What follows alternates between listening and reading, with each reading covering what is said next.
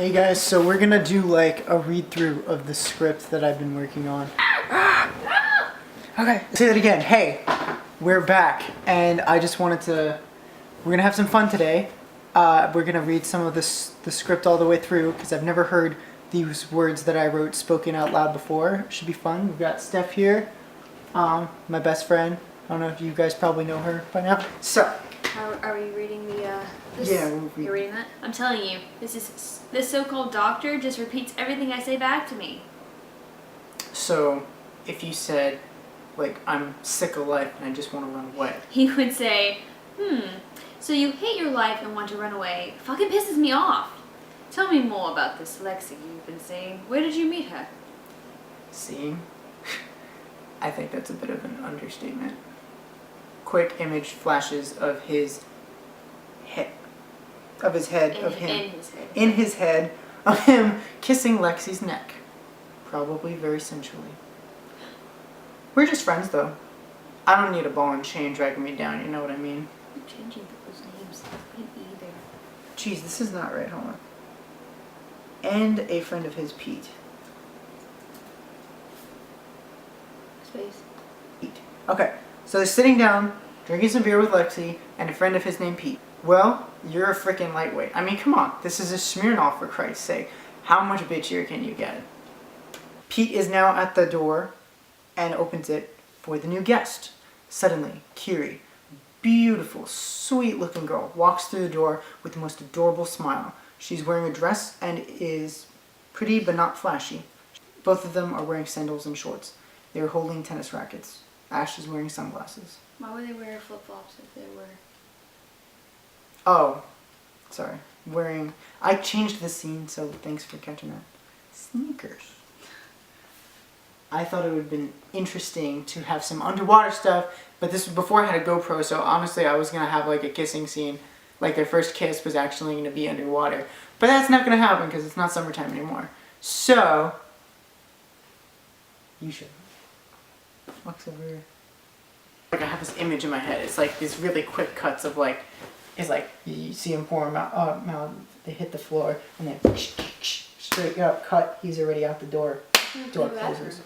What? Who's gonna clean a bathroom? Doesn't matter. It's just cool looking to do now. Honestly, I don't like who I am. Why is it nuclear family?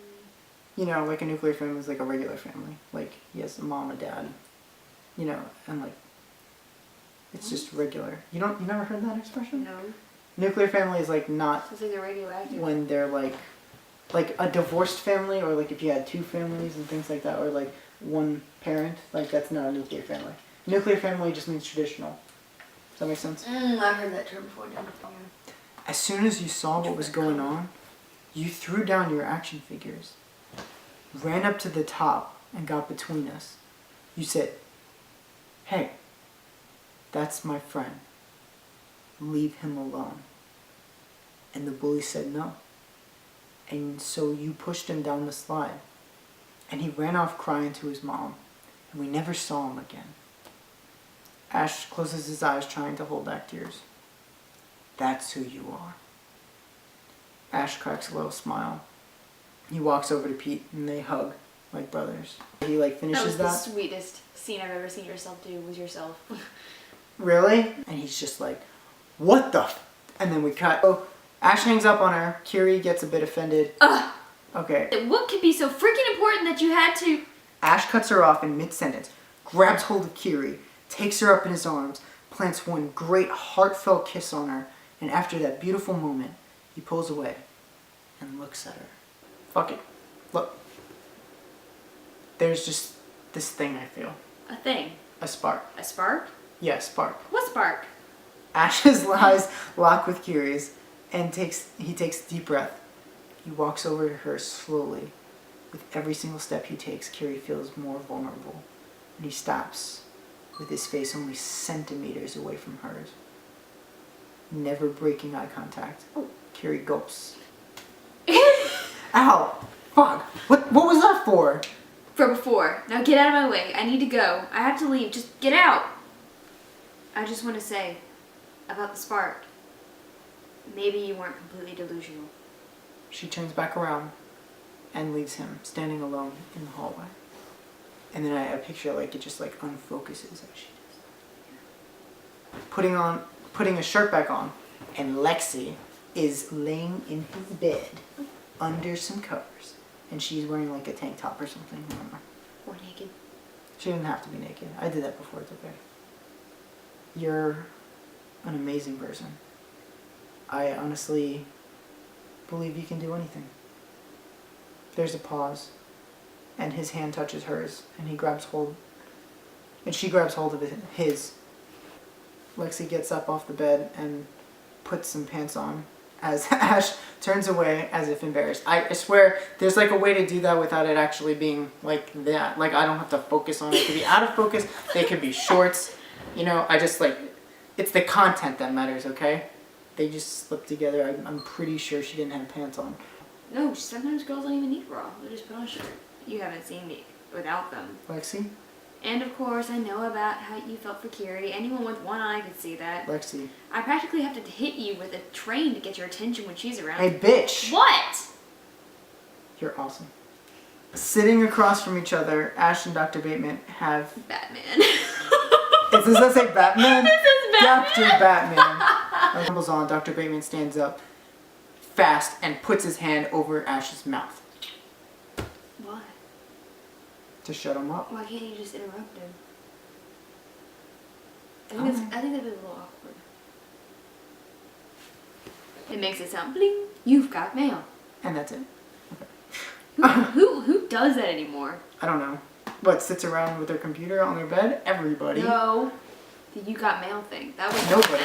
It doesn't matter. This could be a 90s movie. It go bling. Pete walks up to the porch in a hurry and suddenly crashes into Lexi. Ah! Oh, God.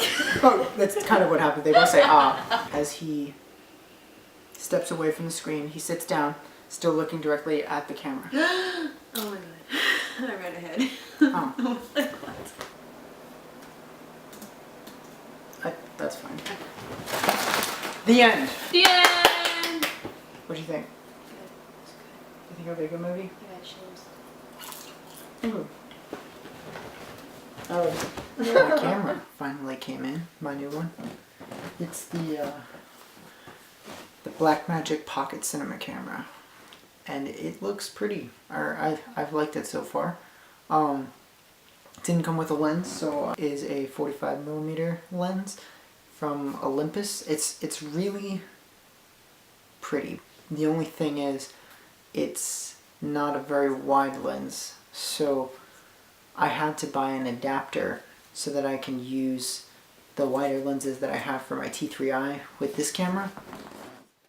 And so far I'm pretty happy with it. I'm kind of still learning how to use it, so I'm saving it for like special occasions. Like right now I'm working on my new short film, Love vs. Lust, and I haven't really used it for anything else, because if somebody else needs a video done, I'm going to use the tool that I know best how to use, which is the T3i. And actually a couple projects are coming up with that. Kind of Paul wants to work on a short film he's had an idea for, which we might get to work on that this weekend. Another thing happening this weekend, there's a upcoming hip-hop artist who I might be doing a music video for in Charlotte this weekend, so that is kind of exciting. I also have a friend, Sam Martin, who does this kind of electronic experimental music. His project's called Three Brain Robot, and he's actually gotten pretty big with the music industry, at least locally, and but he's trying to put himself out there a little bit more, because lately he does a lot of like booking shows more than actually promoting himself. So he approached me about doing a music video for him, and I think that sounds like a very exciting idea, and I cannot wait to do that because his stuff is crazy. So I would get to have a lot of fun and make a really strange, bizarre, over-the-top, crazy, possibly disturbing music video. The other thing, the only other update I really have right now is I got this glide cam. So it was kind of expensive, but in comparison to like real Steadicams, which are like $60,000, this was actually a really good price. And today I think I'm gonna go out and take a couple shots with the Blackmagic.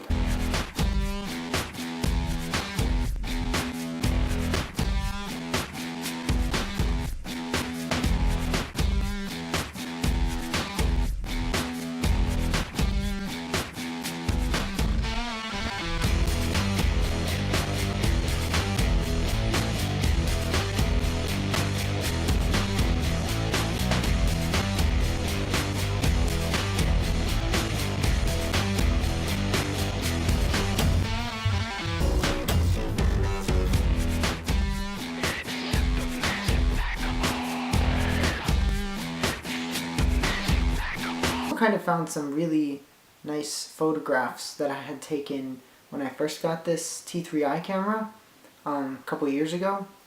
So I'm gonna probably add that to my photography portfolio. Anyway, as always, thank you guys for watching, and hope you like it.